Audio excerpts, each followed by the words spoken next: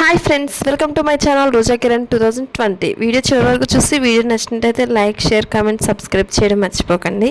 Last వీడియోలో చూపించాను కదా వీరభద్రుని సంబరం ఎందుకు చేస్తారు ఏంటి అనేది, దానికి కంటిన్యూషన్ వీడియో అన్నమాట. లాస్ట్ వీడియో చూడలేని వాళ్ళు ఎవరైనా ఉంటే లాస్ట్ వీడియో చూసాక ఈ వీడియోని చూడండి. ఇప్పుడైతే మేము వీరభద్ర స్వామిని తీసుకొని శివాలయానికి అయితే వచ్చాము. శివరాత్రి రోజు కావడం వల్ల చాలామంది పంతులు అయితే ఉన్నారు, చాలామంది పూజలు చేస్తూ ఉన్నారు దేవునికి. ఇది వచ్చేటప్పటికి మా మావయ్య వాళ్ళ ఇంట్లో దేవుని మందిరం. ఇప్పుడైతే శివాలయానికి వీరభద్ర స్వామిని తీసుకొచ్చామన్నాం కదా, ఇంకా 3 శివాలయాలకి అయితే తీసుకెళ్తారని చెప్పాను కదా. 3 శివాలయాలు అయిపోయిన తర్వాత అయితే మళ్ళీ దేవుని తీసుకొచ్చి ఈ మందిరంలోనే పెట్టేస్తారు. శివాలయాలన్నింటిలో దర్శనం అయిపోయాక ఇప్పుడు ఇంటికైతే తీసుకొస్తున్నారు. ఇంకా వీళ్ళు అయితే డ్యాన్స్ చేస్తున్నారు, డ్యాన్స్ అంటే నాట్యం చేస్తున్నారు. ఇంక ఇది దీంతో లాస్ట్ అన్నమాట. ఇంకెక్కడ చేసేసి ఇంకెక్కడితో క్లోజ్ చేస్తారు వీళ్ళు. లాస్ట్గా అయితే చాలాసేపు అయితే వీళ్ళు నాట్యం చేశారు ఇక్కడ.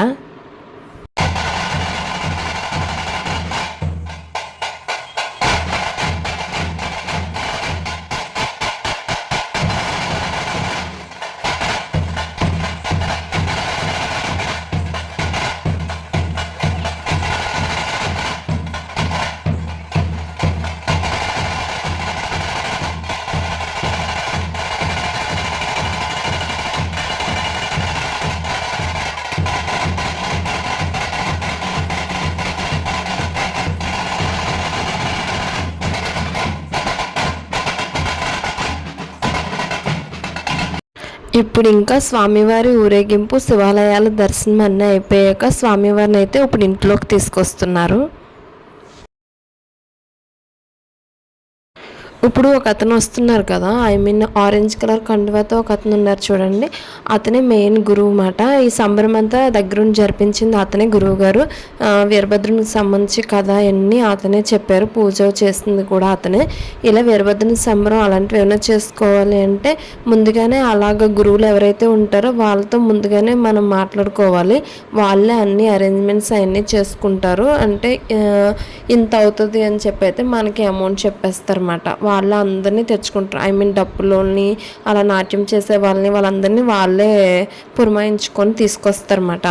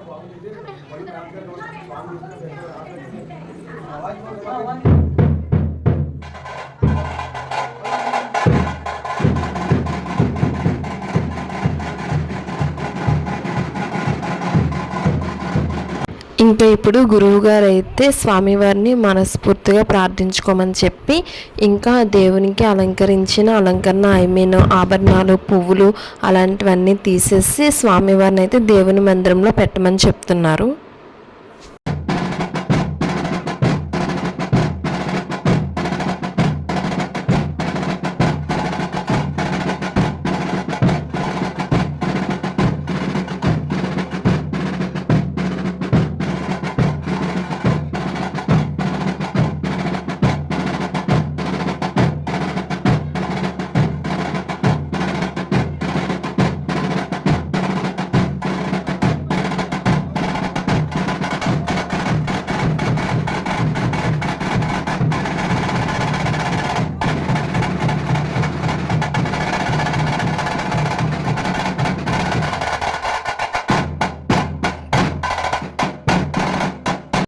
ఇప్పుడు స్వామివారిని మందిరంలో పెట్టేశాక మళ్ళీ ఏవైతే అలంకరణ తీసేసామన్నామో వాటిని మళ్ళీ మందిరంలో పెట్టేశాక అలంకరించమని చెప్తున్నారు.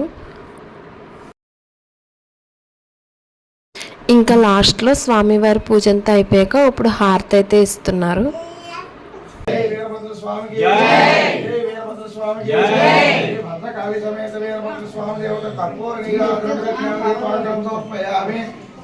ఇంకా పూజ మొత్తం కంప్లీట్ అయ్యేటప్పటికి 9:30, 10 అలా అయిపోయింది. ఇంకా పూజ అయిపోయిన తర్వాత అందరం టిఫిన్ సర్వ్ చేసి అయితే ఇంకా హౌస్ ఆడడం స్టార్ట్ చేసాము. ఇంకెలాగో శివరాత్రి రోజు జాగారం ఉండాలి కదా, ఇంకా హౌస్ ఆడుకుంటూ కూర్చున్నాం.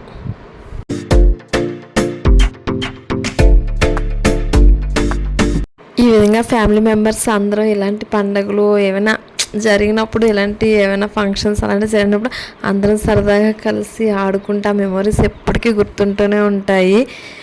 ప్లస్ రిలేషన్స్ ఇప్పుడున్న రోజుల్లో రిలేషన్స్ కూడా తగ్గిపోయినాయి. అలాంటిది ఇలా గ్యాదర్ అవ్వడం వల్ల కొంచెం రిలేషన్షిప్ కూడా పెరుగుతుంది అని అయితే నేను అనుకుంటాను. మా అక్క వాళ్ళ పాప మాట తను చూడండి ఎంత భలే ఎంజాయ్ చేస్తుంది.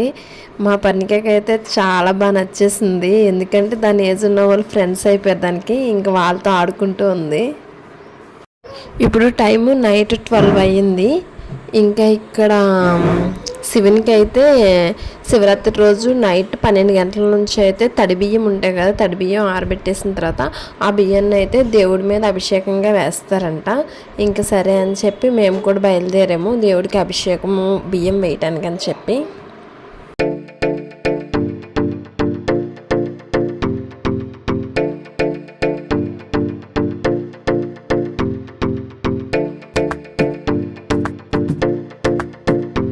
శివరాత్రి రోజు కావడంతో చాలా క్యూ అయితే ఉంది.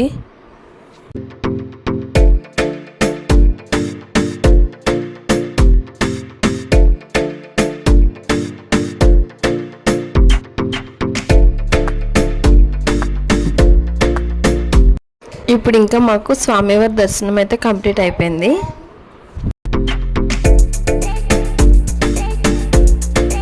ఇప్పుడు ఇంకా మా మావయ్య వాళ్ళ పిల్లలు మా వదినలు అండ్ మా అన్నయ్య, మా వారు, నేను మేమందరం అయితే ఒక 7 స్కూటీస్ మీద దగ్గర ఒక 17 మెంబర్స్ అయితే నైట్ అప్పుడు వెళ్ళాము బీచ్కి.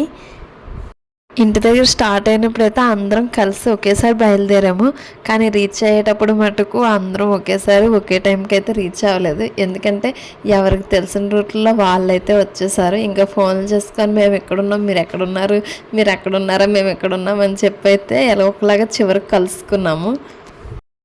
ఆ రోజు బీచ్లో జనాలు అయితే బేభత్సంగా ఉన్నారు. బాబు ఏంటి జనం అని అనిపించింది అసలు. మేమైతే అందరికన్నా ముందే రీచ్ అయిపోయాము, ఏదో బైక్ రేస్ పెట్టినట్టు. ఇంకా శివరాత్రి రోజు నైట్ బీచ్లో అయితే ఈ విధంగా శివుడిని అయితే కట్టించారు.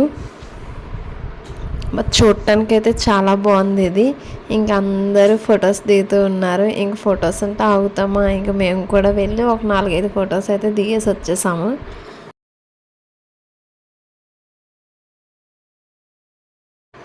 అలాగే ఆ రోజు బీచ్లో షాపింగ్ చేసుకోవడానికి అయితే చాలా ఐటమ్స్ అయితే పెట్టారు. అలాగే తినడానికి ఫుడ్డు అండ్ కూల్ డ్రింక్స్ మొత్తం అన్నీ ఉన్నాయి. నైట్ అయినా సరే మ్యాక్సిమం అన్నీ అవైలబుల్గానే ఉన్నాయి.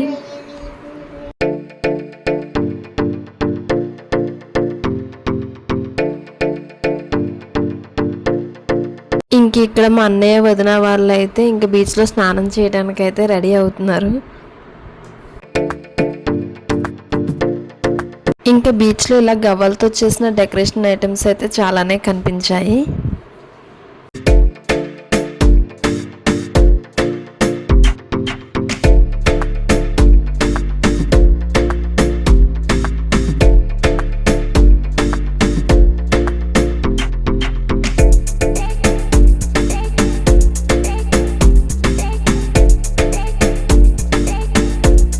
ఇప్పుడు ఇంకా బీచ్ నుండి రిటర్న్ అయితే ఇంటికి వెళ్ళిపోతున్నాం.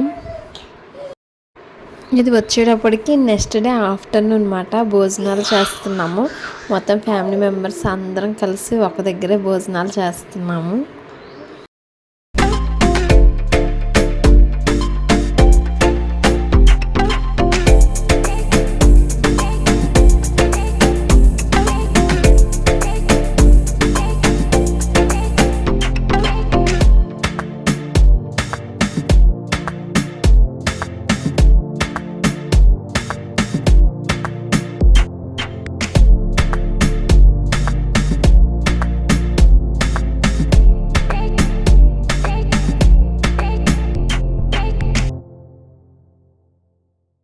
ఇంక ఇక్కడ పిల్లలు కూడా మంచిగా ఎంజాయ్ చేసి అయితే అందరూ ఆడుకుంటున్నారు. భలే సరదాగా అనిపించింది.